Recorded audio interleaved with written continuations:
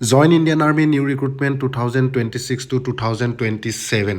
এইখন আপাৰ আছামৰ কাৰণে এডভাৰটাইজমেণ্ট মুকলি কৰা হৈছে আৰু তাৰ লগতে লোৱাৰ আছামৰ কাৰণে আছে আৰু উইমেন্সৰ কাৰণেও ছোৱালীৰ কাৰণেও অগ্নিবীৰ নিউ ৰিক্ৰুটমেণ্ট মুকলি কৰা হৈছে 2026-27ৰ কাৰণে যিখন এডভাৰটাইজমেণ্ট মুকলি কৰা হৈছে invites only application from unmarried male candidates for selection test for Agniveer intake for recruiting year 2027 under Agnipath scheme এই অগ্নিপথ স্কিম এতিয়া কেৱল আপোনালোকৰ যিখিনি কেণ্ডিডেটছে মেৰিট হোৱা নাই সেই কেণ্ডিডেটসকলেহে এপ্লাই কৰিব পাৰিব অনলাইন ৰেজিষ্ট্ৰেশ্যন ডেট হৈছে 13 ফেব্ৰুৱাৰী 2026 পৰা 1 এপ্ৰিল 2026 আপোনালোকে 13 ফেব্ৰুৱাৰীৰ পৰা 1 এপ্ৰিল তাৰিখলৈকে অনলাইন এপ্লাই কৰিব পাৰিব আৰু তাৰ লগতে অনলাইন এক্সাম ডেট দিয়া হৈছে 1 জুনৰ পৰা 15 জুনৰ ভিতৰত আপোনালোকে এক্সাম দিব পাৰিব তাৰপাছতে firm dates for online exam will be announce later please check www.joinindianarmy.nic.in for the same যদি কিবাকিবি চেঞ্জো হ'ব পাৰে ডেটৰ ক্ষেত্ৰত এক্সামৰ ক্ষেত্ৰত আপোনালোকে চেক কৰি থাকিব যিটো অফিচিয়েল ৱেবছাইট www.joinindianarmy.nic.in তাৰপাছত applicants invited from domiciles of districts of Jorhat Majuli Tinsukia Dibrugarh Golaghat Sivasagar Charaideo Dhemaji and Lakhimpur districts of Assam state upper আছামৰ এইকেইখন ডিষ্ট্ৰিক্টৰ কেণ্ডিডেটছে এপ্লাই কৰিব পাৰিব যোৰহাট মাজুলী তিনচুকীয়া ডিব্ৰুগড় গোলাঘাট শিৱসাগৰ চৰাইদেউ ধেমাজি লখিমপুৰ এইকেইখন ডিষ্ট্ৰিক্টৰ কেণ্ডিডেটে তাৰপাছতে পোনপ্ৰথমতে ইলিজিবিলিটি ক্ৰাইটেৰিয়াৰ ভিতৰত দিছে অগ্নিবীৰ জেনেৰেল ডিউটিৰ ক্ষেত্ৰত class 10 matric pass with 45% marks in aggregate of 5 basic subject and minimum 33% marks in each of this 5 subject 5টা ছাবজেক্টৰ ভিতৰত আপোনালোকৰ 33% হ'বই লাগিব বুলি তেওঁলোকে উল্লেখ কৰিছে তাৰপাছতে বয়সৰ সময়সীমা দিছে যে 17.5 বছৰ বয়সৰ পৰা 22 বছৰ বয়সৰ কেণ্ডিডেটে এপ্লাই কৰিব পাৰিব তাৰ তলতে এটা নোট দিছে যে candidate with valid light motor vehicle LMV heavy motor vehicle HMV driving licence will be given preference for driver ৰিক্ৰুটমেণ্টছৰ কাৰণে LMV আৰু HMV লাইচেন্স লাগিব বুলি উল্লেখ কৰিছে তাৰপাছতে অগ্নিবীৰ টেকনিকেলৰ কাৰণে যিখিনি আছে তাত আছে 10+2 এক্সাম পাছ কৰা হ'ব লাগিব physics maths English with minimum 50% marks and 10+2 exam passed in science with physics maths English from any recognised state education board of Central Education Board to include NIOS and ITI course of 1 year in any field with NSQF level 4 or above. ইয়াতো 17.5 বছৰ বয়সৰ পৰা 22 বছৰ বয়সলৈকে আপোনালোকৰ as limit দিয়া আছে তাৰপাছত লিষ্ট অফ ভকেশ্যনেল ছাবজেক্টছ এনেধৰণে ছাবজেক্টবিলাকো দিয়া আছে আৰু কি ছাবজেক্ট লাগিব আপোনালোকৰ কিমান পাৰ্চেণ্ট লাগিব আপোনালোকক ভালদৰে দিয়া আছে আপোনালোকে এবাৰ ভালদৰে চাই ল'ব তাৰপাছত অগ্নিবীৰ ক্লাৰ্ক ষ্ট'ৰ কিপাৰ টেকনিকেলৰ কাৰণে আছে 10+2 কৰা হ'ব লাগিব তাৰপৰা যিকোনো ষ্ট্ৰীম হ'লেও হ'ব any stream arts commerce science with 60% marks in aggregate and minimum 50% in each subject securing 50% in English and Maths accounts book keeping in class 12 is mandatory 17.5 বছৰ বয়সৰ পৰা 22 বছৰ বয়সৰ কেণ্ডিডেটে এপ্লাই কৰিব পাৰিব তাৰপাছত অগ্নিবীৰ ট্ৰেডছমেনৰ কাৰণে 10 পাছেও এপ্লাই কৰিব পাৰিব আৰু 8 পাছ হ'লেও এপ্লাই কৰিব পাৰিব কিন্তু 33% হ'ব লাগিব আৰু 17.5 বছৰ বয়সৰ পৰা 22 বছৰ বয়সৰ কেণ্ডিডেটে এপ্লাই কৰিব পাৰিব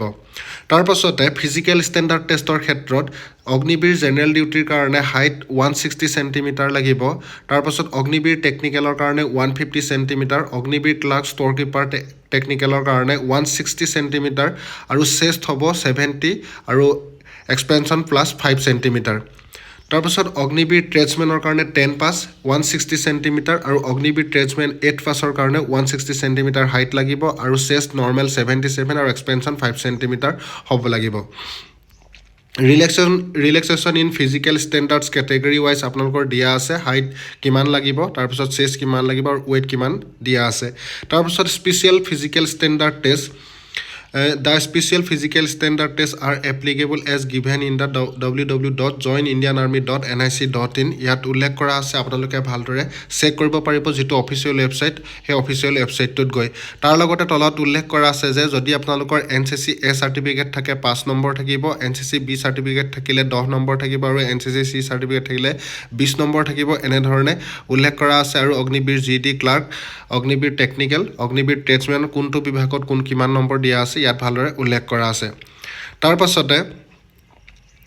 ITI যদি থাকে ITI থাকিলেও আপোনালোকে পাব যদি আপোনালোকে 12+ ডিপ্ল'মা হোল্ডাৰ হয় তেতিয়া আপোনালোকে এনেধৰণে মাৰ্ক পাব কোনটো বিভাগত আপোনালোকৰ অগ্নিবীৰ টেকনিকেলত তাৰ পাছতে আপোনালোকৰ কোৱালিফিকেশ্যনৰ ক্ষেত্ৰত এনেধৰণে দিয়া আছে আৰু টাৰ্মছ এণ্ড কণ্ডিশ্যন দিয়া আছে পে'মেণ্টৰ বিষয়ে উল্লেখ কৰা আছে এনেধৰণে ভালদৰে আপোনালোকে চাই ল'ব প্ৰথম বছৰ কিমান পে'মেণ্ট পাব ছেকেণ্ড বছৰ কিমান পাব আৰু 4 নম্বৰ বছৰত আপোনালোকে কিমান পাব সম্পূৰ্ণ ইয়াত উল্লেখ কৰা আছে Agniveer will not be required to contribute to any provident fund of the government কোনো ফাণ্ডৰ আপোনালোকৰ গভৰ্ণমেণ্টৰ ফালৰ পৰা নিদিয়ে there shall be entitlement to any gratuity and any kind of pensionary benefits in case of Agniveer আপোনালোকে কোনো ধৰণৰ পেঞ্চনৰ বেনিফিটছ নাপায় বুলি ইয়াত উল্লেখ কৰা আছে তেওঁলোকৰ ফালৰ পৰা সম্পূৰ্ণ ইয়াত দিয়া আছে আপোনালোকে এবাৰ ভালদৰে চাই ল'ব পাৰিব তাৰ পাছতে আপোনালোকক জনাইছোঁ যে যিখিনি আপোনালোকৰ মেইন ডকুমেণ্টছখিনি কি লাগিব পোনপ্ৰথমতে আপোনালোকৰ এডমিট কাৰ্ড লাগিব তাৰ পাছতে ফটোগ্ৰাফ এডুকেশ্যন চাৰ্টিফিকেটছ লাগিব domicile nativity permanent residence certificate caste certificate religion certificate police character certificate school character certificate তাৰপিছত কেৰেক্টাৰ চাৰ্টিফিকেট আৰু আনমেৰিড চাৰ্টিফিকেট আৰু যদি ৰিলেশ্যন আছে ৰিলেশ্যনশ্বিপ চাৰ্টিফিকেট আপোনালোকৰ লাগিব তাৰপিছত NCC চাৰ্টিফিকেট যদি আছে স্পৰ্টছ চাৰ্টিফিকেট যদি আছে এফিডেভিট লাগিব পেন কাৰ্ড আৰু আধাৰ কাৰ্ড লাগিব আৰু যদি টেটু আছে তেতিয়া টেটু থকাৰো আপোনালোকৰ চাৰ্টিফিকেট দিব লাগিব তাৰ পাছতে আপোনালোকৰ ৰিক্ৰুটমেণ্ট ৰেলী যিটো হ'ব 1.6 কিলোমিটাৰ ৰানিং হ'ব গ্ৰুপ 1ত আপ টু 5 মিনিটছ 30 ছেকেণ্ডত যদি কমপ্লিট কৰে 60 মাৰ্ক পুল আপছ 10 থাকিব টোটেল 40 নম্বৰ গ্ৰুপ 2ত থাকিব 5 minute 31 second to 5 minute 45 second 48 marks group 3ত থাকিব 5 মিনিট 46 ছেকেণ্ড টু 6 মিনিটত 36 মাৰ্ক আৰু গ্ৰুপ 4ত 6 মিনিট 1 ছেকেণ্ড টু 6 মিনিট 15 ছেকেণ্ডৰ ভিতৰত যদি কমপ্লিট কৰে 24 মাৰ্কছ থাকিব তাৰ পাছতে হ'ব আপোনালোকৰ medical examination physical measurement test at rally site আৰু মেডিকেল এক্সামিনেশ্যন হ'ব এনেধৰণে সম্পূৰ্ণ ইয়াত উল্লেখ কৰা আছে আপোনালোকে ভালদৰে এবাৰ চাই ল'ব এইটো যিহেতু আপোনালোকৰ আপাৰ আছামৰ কাৰণে কৈছোঁ মই তাৰ পাছতে লোৱাৰ আছামৰো আছে এয়া আপাৰ আছামৰ কাৰণে যিখন এডভাৰটাইজমেণ্ট সেইখন আপোনালোকক দেখাইছোঁ আপোনালোকে চেক কৰি ল'ব পাৰিব আৰু যদি কিবা এনি ইনফৰ্মেশ্যন আপোনালোকে জানিব বিচাৰে মোৰ ভিডিঅ'ৰ ডেছক্ৰিপশ্যনত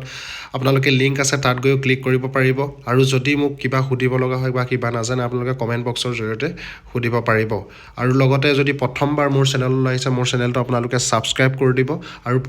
যদি ভিডিঅ'টি ভাল লাগে আপোনালোকে লাইক কমেণ্ট শ্বেয়াৰ কৰিবলৈ নাপাহৰিব যিমান পাৰে আপোনালোকে আৰু কোনখন ডিষ্ট্ৰিক্টৰ পৰা চাই আছে আপোনালোকে কমেণ্ট কৰি জনাবলৈ নাপাহৰিব